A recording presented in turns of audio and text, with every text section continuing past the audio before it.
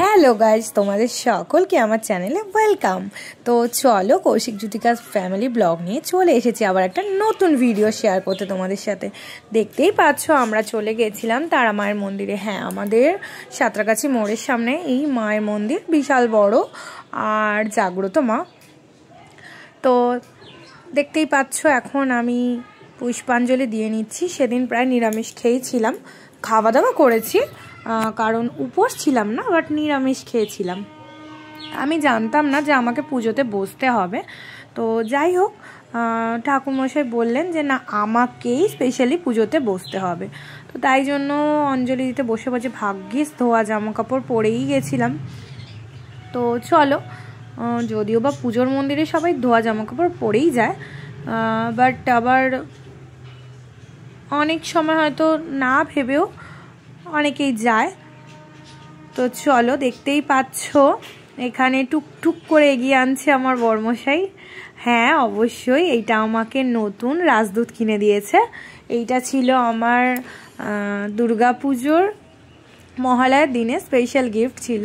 তো তাই জন্য ঠাকুরমশাই বলেছিলেন যে যেহেতু গাড়ি আমি চালাবো আমার নামে, তার জন্য গাড়িটা মানে যে চালাবে তাকেই পুজোতে বসতে হবে। তাই জন্য মশাই এখন পুজো দিচ্ছে। আগে এখানে পুজো দেওয়ার ব্যাপারটা কি ছিল, যে যে যেমন দক্ষিণাদিতে দিত, কিন্তু এখন একটা যেরকম সিদ্ধেশ্বরী মন্দিরে আমাদের একটা টাকা অ্যামাউন্ট বাঁধা হয়ে গেছে, এখানেও তেমনই বাঁধা হয়ে গেছে। আগে এই জিনিসটা ছিল না, বাট এখন এই জিনিসটা হয়ে গেছে।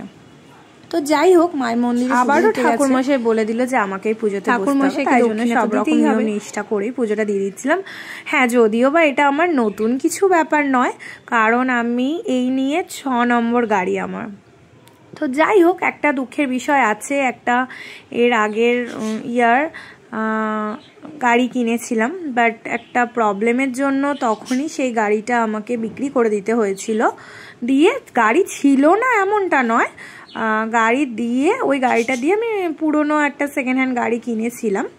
তো এখন যাই হোক, ওটা আমার বরের খুব খারাপ লেগেছিলো, কারণ সত্যি কথা বলতে ওর কাছ থেকে কোনো দিনও এরকম ব্যাপার ঘটেনি। তো যাই হোক, মানুষ অনেক সময় বিপদে পড়ে, তো বিপদে পড়েও আবার সেটাকে সারভাইভ করে নেওয়াটাই আমার মনে হয় বেটার। তো ভগবান পাশে থাকলেই সেটা হয়। আবারও বলছি, মা তুমি আছো, তাই মায়ের মন্দির দিয়েই শুরু করলাম আমার গাড়িটা। মা অবশ্যই আছে, আর হ্যাঁ, আমি এটা মানে পদে পদে অনুভূতি পাই যে মা আমাদের পাশে অবশ্যই আছে। আর মা আছে বলেই না এত বিপদ ফাড়া কাটিয়েও আবার নর্মাল জীবনে ফিরে আসতে পেরেছি। মা তোমাকে অনেক অনেক অনেক ধন্যবাদ। তুমি এইভাবেই আমার স্বামীর পাশে সারা জীবন থেকো, যাতে আমার স্বামীকে কোনো জিনিসের জন্য কারোর কাছে হাত পেতে বা পায়ে ভিক্ষা চাইতে না হয়।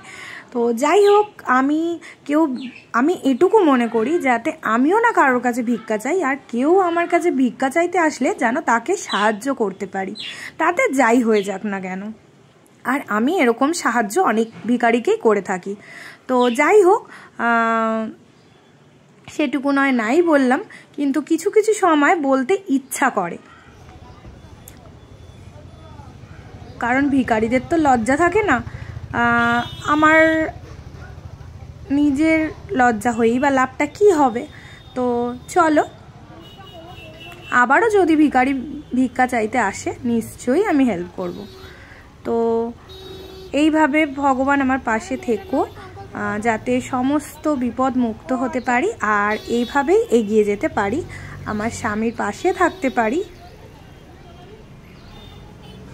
আর আমার মেয়েটাকে মানুষের মতো মানুষ করো, এটুকুই চাই। এখনই না চাইতে অনেক কিছু পেয়েছি মেয়ের তরফ থেকে, যেন আরও পাই সামনের দিনে। তো চলো, স্পেশাল জিনিস হয়েছে, খাওয়া দাওয়া স্পেশাল কিছু হবে না, তো তাই জন্য পৌঁছে গেছিলাম খাওয়া দাওয়া করতে। তো আজকের মতো ভিডিওটা এখানেই শেষ করছি। Tata, bye bye.